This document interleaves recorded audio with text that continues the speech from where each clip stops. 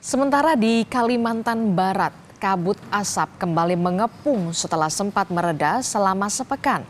Saat ini kebakaran hutan dan juga lahan mencapai 1.088 titik api. Berdasarkan data BMKG Pontianak, terbanyak berada di Ketapang, Mempawah, dan Kuburaya. Akibatnya, kualitas udara masuk kategori tidak sehat. Selain lahan kering akibat kemarau, sumber air yang jauh dari titik api dan angin kencang menyebabkan kebakaran meluas dan sulit dipadamkan. Berdasarkan data Gakum KLKK, sedikitnya ada 4 lahan korporasi yang disegel akibat kebakaran lahan. Sementara 26 orang tersangka ditangkap Polda Kalimantan Barat.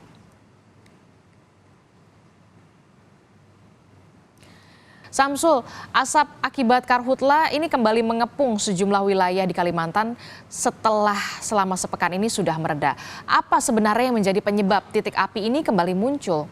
Kondisi cuaca yang mengering atau cuaca kemarau mengakibatkan mudahnya lokasi-lokasi yang kering itu terbakar. Selain itu juga lokasi gambut yang dipadamkan oleh beberapa tim gabungan itu di dasarnya memang kelihatan padam, namun di bawah lahan gambut itu apinya masih menyala, sehingga itu yang menyebabkan ketika tim pemadaman meninggalkan lokasi, apinya kembali menyebar atau meluap kembali.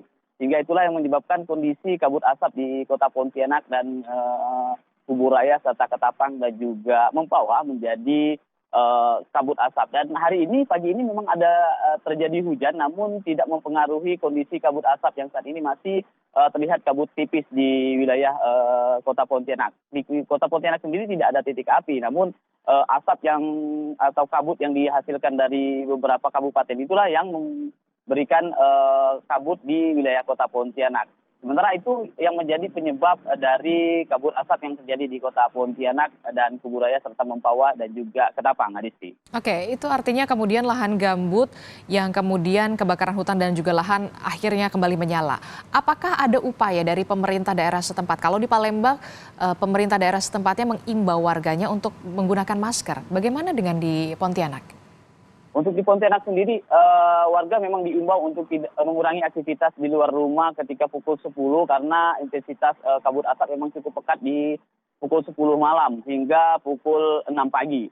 Namun selain dari himbauan tersebut, Pemda setempat juga sudah melakukan upaya penegakan hukum terkait beberapa korporasi dan juga pembakaran lahan, di mana Polda telah menetapkan beberapa tersangka untuk pelaku pembakaran lahan dan juga Gakum LHK juga telah menyegel 4 korporasi yang melakukan pembakaran hutan dengan sengaja. Sehingga selain itu juga himbauan untuk tidak melakukan pembakaran lahan dengan cara dibakar juga terus dilakukan oleh pihak kepolisian dan Pemda setempat dengan memasang spanduk dan juga terus melakukan upaya pemadaman di sekitar Kota Pontianak dan Kuburaya serta Mempawah. Selain itu juga PMI juga terus menyalurkan distribusi air bersih untuk beberapa warga yang kekeringan ketika kabut asap dan musim kemarau terjadi. Adisti. Oke, sempat mereda kabut asap kembali mengepung wilayah Kalimantan Barat. Selanjutnya kita ke wilayah Mojokerto, Jawa